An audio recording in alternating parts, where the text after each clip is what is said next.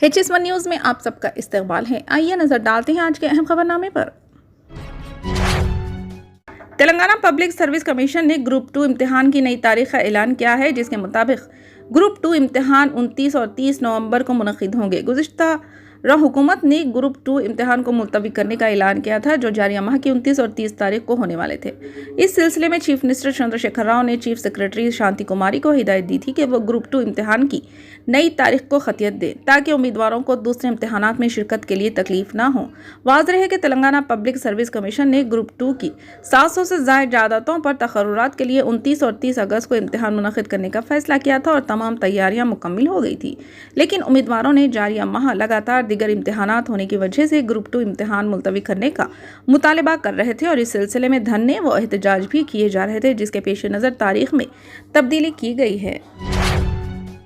हैदराबाद के पुराने शहर में छोटी बच्ची के साथ घिनौना वाक़या पेश आया। सिलसिले में मुगलपुरा पुलिस स्टेशन में शिकायत दर्ज करवाने के बाद मुकदमा दर्ज कर लिया गया है। खातून ने पुलिस स्टेशन में शिकायत दर्ज करवाई कि इसे 8 साल की बेटी है और वो मुकामी स्कूल में ज़ेर तालीम है। लड़की की मां ने शिकायत में कहा कि इस दौरान इसके एक रिश्तेदार विजय कुमार साकिन लाल दरवाज़ा ने इसकी गैर मौजूदगी में इसकी 8 साला बच्ची के साथ मुतअद्दिद मरतबा जिनसी ज़्यादती की। शिकायत में कहा गया है कि 10 अगस्त को जब लड़की अपनी मां के पास आई तो इसकी तबीयत बिगड़ी हुई थी। पूछताछ पर लड़की ने बताया कि लाल दरवाज़ा में रहने वाले मुलजिम ने इसके साथ घिनौनी हरकत की है। लड़की की मां ने फौरी तौर पर मुगलपुरा पुलिस स्टेशन में शिकायत दर्ज करवाई और लड़की को तिब्बी मुआयने के लिए हॉस्पिटल भिजवा दिया गया। पुलिस ने इस मामले में केस दर्ज करके छानबीन शुरू कर दी।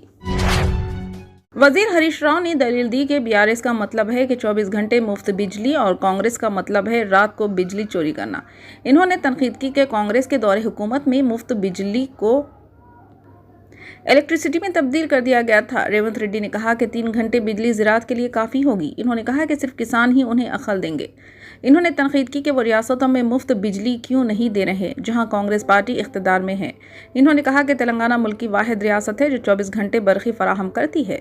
हरीश राव ने आज संगारेड्डी में पंचायत सेक्रेटरियों में BC बंधुआ के चेक्स और रेगुलराइजेशन के दस्तावेजात तकसीम किए। इस मौके पर खिताब करते हुए हरीश राव ने कहा कि KCR की क़यादत में तमाम गांव तरक्की कर रहे हैं। वजीर KTR ने कहा कि इन्होंने निज़ाम कॉलेज हैदराबाद में तालीम हासिल की और इस कॉलेज में उनकी बहुत सी यादें वाबस्ता हैं। इन्होंने इंकशाफ किया कि निज़ाम कॉलेज की बड़ी शोहरत है और वह बैरून मुल्क जाएंगे तो फ़ख्र से कहेंगे कि इन्होंने निज़ाम कॉलेज में तालीम हासिल की। KTR ने निज़ाम कॉलेज में बॉयज़ हॉस्टल और न्यू कॉलेज ब्लॉक का संग बुनियाद रखा। इस प्रोग्राम में वज़रा सबिता इंद्रा रेड्डी, तलसानी श्रीनिवास यादव और महमूद अली ने शिरकत की। इस मौके पर इन्होंने कहा कि मैंने इसी कॉलेज में तालीम हासिल की। इन्होंने कहा कि रियासत तेलंगाना के बाद कॉलेजेस को बहुत से फंड्स अलाट किए जा रहे हैं। बीजेपी रुकन असम्बली बड्डी संजय ने लोकसभा में अपनी तकरीर के बारे में वजीर KTR के तबसरों का जवाब दिया। इन्होंने कहा कि KTR इनकी तकरीर से खौफजदा है।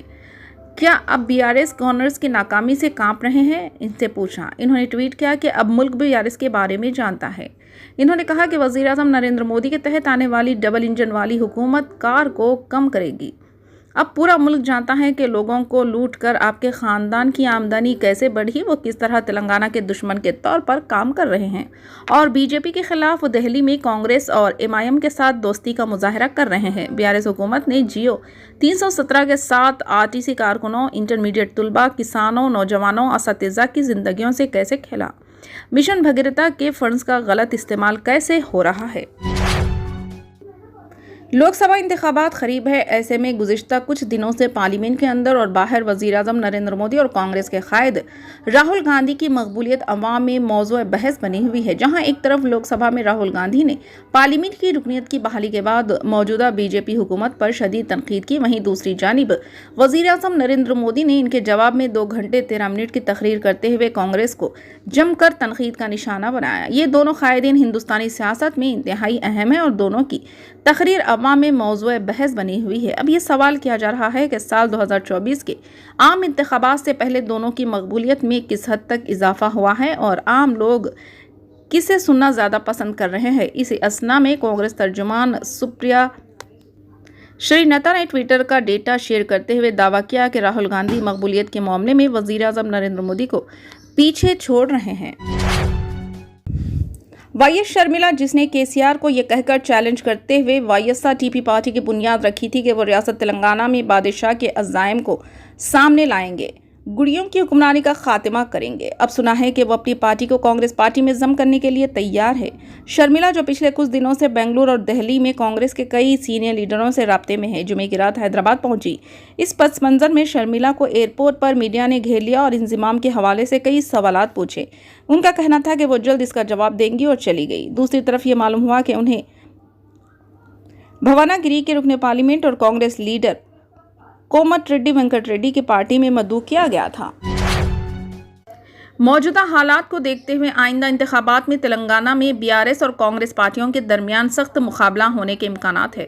कांग्रेस हाईकमान तेलंगाना में इख्तिदार हासिल करने के लिए इक़दाम कर रही है। इसके एक हिस्से के तौर पर रियासती पार्टी उमूर की निगरानी के लिए 2 दीगर अहम रहनुमाओं को मैदान में उतारा गया है। पार्टी के कौमी जनरल सेक्रेटरी प्रियंका गांधी और कर्नाटक के डिप्टी सीएम DK शिवकुमार ने जिम्मेदारियां सौंप दी हैं। आइंदा असम्बली इंतखाबात में हिकमत अमली तैयार करने, मुहिम चलाने और दीगर अहम जिम्मेदारियां सौंपी गई हैं। बताया जाता है कि वो तेलंगाना कांग्रेस से मुतालिक अहम फैसले लेंगे। क्रिस्टियानो रोनाल्डो की क़यादत में सऊदी फुटबॉल क्लब अल नस्र की 10 रुकनी टीम ने पहली बार अरब क्लब चैंपियंस कप का टाइटल अपने नाम कर लिया। अल नस्र क्लब ने अल हिलाल क्लब की टीम को 1-2 से शिकस्त दी। गुज़िश्ता सीजन में जब रोनाल्डो अल नस्र में गए तो वो फाइनल की ट्रॉफी नहीं जीत सके थे। ये क्लब रनर अप रहा था, लेकिन 38 साला रोनाल्डो टूर्नामेंट में 6 गोल करके टॉप स्कोर रहे थे। ये टूर्नामेंट खिते के सरफहरिस्त अरब क्लब खेलते हैं और इसमें सऊदी अरब, कतर, मुत्तहिदा अरब इमारात, इराक, मराकेश, ट्यूनिस और अल जज़ायर की टीमें शामिल हैं।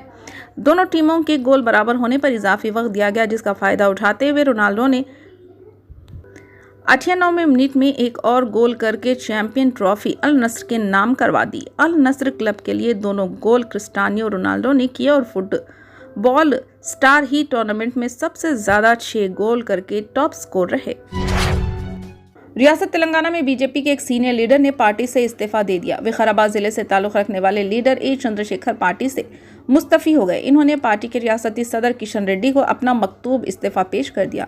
5 मरतबा के रुकने असम्बली गुज़िश्ता चंद माह से पार्टी की सरगर्मियों से दूर थे और पार्टी क़यादत के रवैये से नाराज़ थे। इन्होंने वरंगल में गुज़िश्ता माह मुनक़िदा वज़ीर-ए-आज़म मोदी के जलसे में शिरकत के लिए इनको पास भी जारी न करने पर पार्टी क़यादत से नाराज़गी का इजहार किया था। चंद्रशेखर 1985 से मुसलसिल 5 मरतबा विकाराबाद के रुकने असम्बली के तौर पर मुंतखब हो चुके हैं।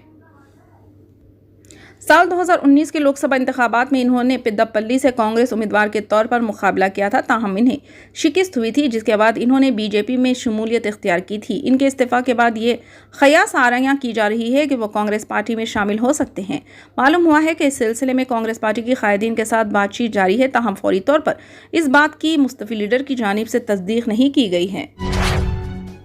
फिलहाल के लिए इस खबरनामे में बस इतना ही। देखने के लिए आपका बहुत बहुत शुक्रिया। अगर आप नए हैं इस चैनल पर तो सब्सक्राइब ज़रूर कर लें और बेल आइकन को दबा लें ताकि हमारी हर खबर आप तक पहले मिले।